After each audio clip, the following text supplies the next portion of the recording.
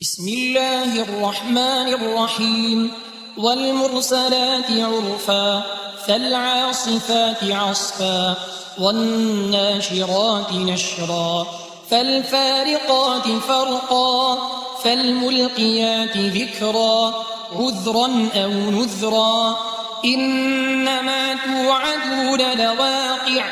فإذا النجوم طمست وإذا السماء فرجت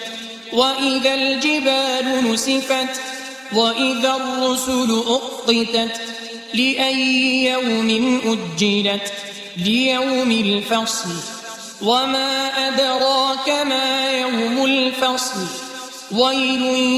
يومئذ للمكذبين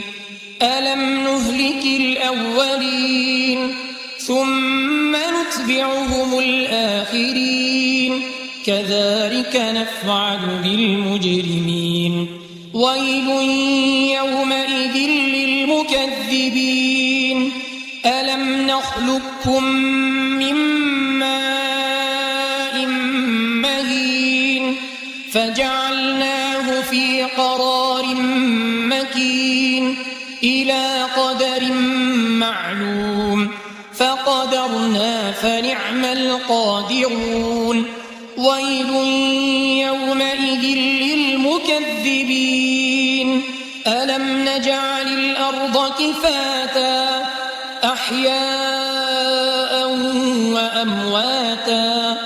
وجعلنا فيها رواسي شامخات وأسقيناكم ماء فراتا ويل يومئذ للمكذبين انطلقوا إلى ما كنتم به تكذبون انطلقوا إلى ظل ذي 3 شعب لا ظليل ولا يغني من اللهب إنها ترمي بشرر كالقصر كأنه جمالة صفر ويل يومئذ للمكذبين هذا يوم لا ينطقون ولا يؤذن لهم فيعتذرون ويل يومئذ للمكذبين هذا يوم الفصل جمعناكم والأولين فإن كان لكم كيد فكيدون ويل يومئذ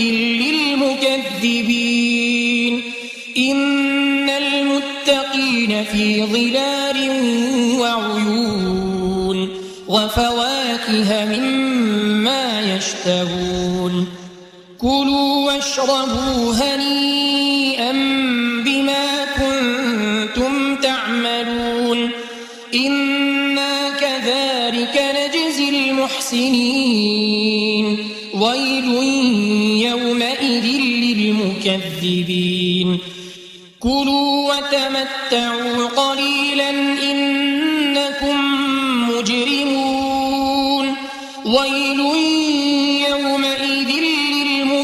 للمكذبين وإذا قيل لهم اركعوا لا يركعون ويل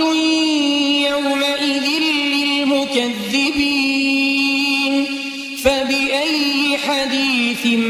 بعده يؤمنون